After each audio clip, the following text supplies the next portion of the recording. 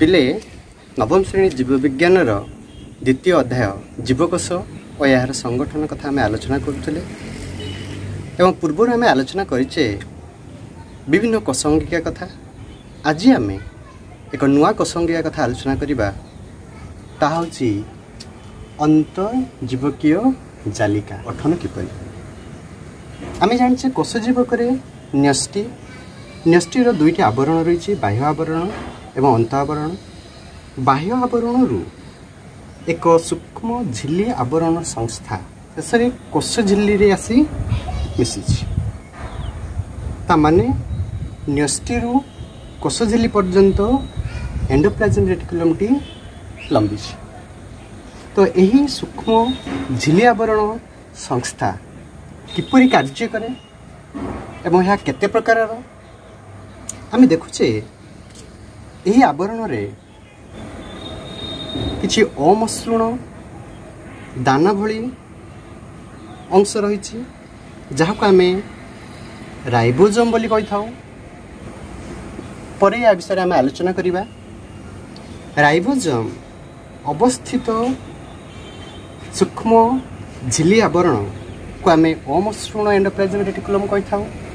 यही endoplasm reticulum रो कार्य पुष्टिसार संश्लेषण में सहायक होता है। माने अमसृण एंडोप्लाज्म रेटिकुलम टी एक साइट जहाँ उपरे पुष्टिसार टी संश्लेषित होता है। ठीक से भरी जदि से दाना सदृश छोट छोट न थाए से झिल्ली आवरण संस्था को आम मसृण एंडोप्लाज्म रेटिकुलम कही था। यार कार्य कौन? स्नेहसार संश्लेषण कराइबा एवं स्टीरॉयड संश्लेषण कराइबा यही सब कार्य माने नियोजित होता है।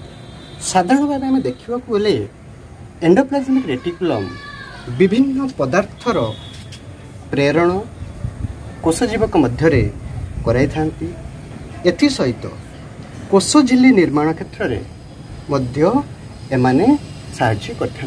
तेणु एमानकु मेम्ब्रेन बायोजेनेसिस बोली कहा जाए एवं औषध एवं दूषित पदार्थर विपाक बा पाचन घटाई कोषजीवक को सुस्थ रखि था।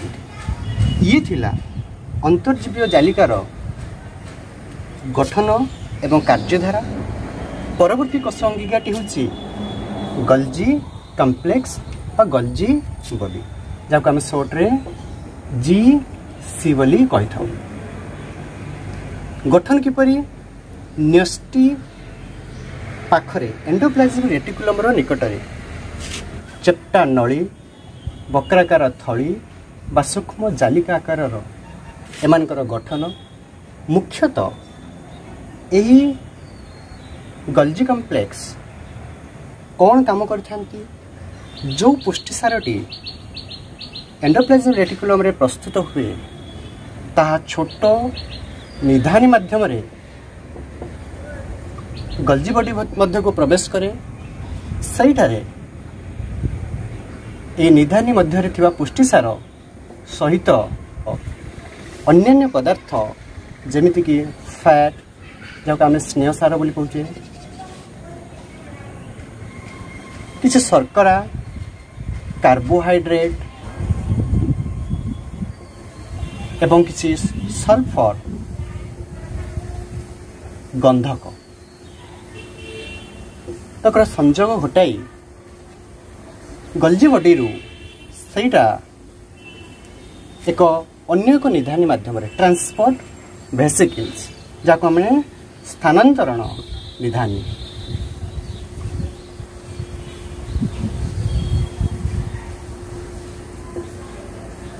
कोषर विभिन्न अंश को प्रेरित हुए एवं दरकार पड़े मध्य कोष बाहर को मध्य जाई था।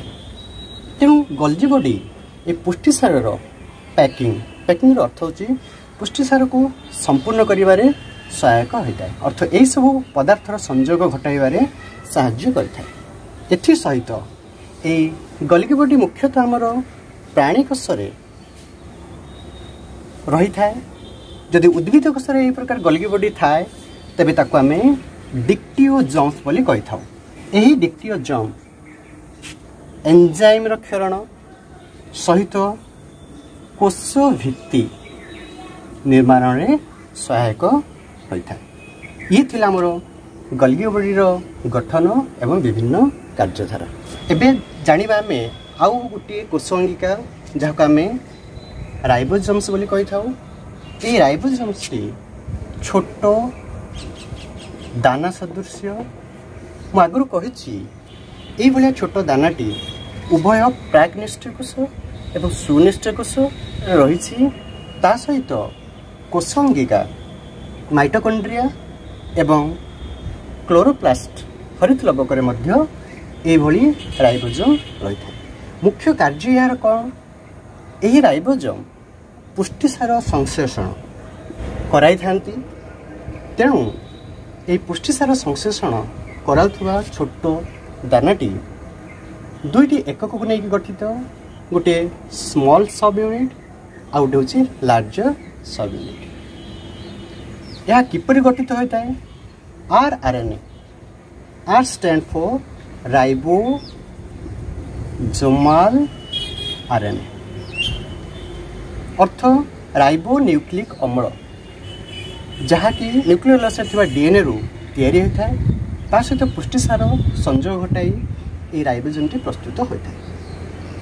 कोष जीवक ये राइबोसोम मुक्त आकार रही है साइटोप्लाज्म में कोष जीवक किंबा एंडोप्लाज्मिक रेटिकुलम उपरे ता मध्य अवस्थित होता है।